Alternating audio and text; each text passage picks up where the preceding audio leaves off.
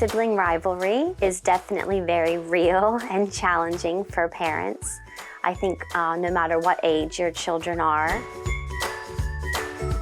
one is to set very firm rules in your household. So to have these clear expectations of what's okay and what's not okay. Now, children will still test the limits. That's not to say that it's not going to happen, but making sure that you have that conversation, and so they are very aware of your expectations.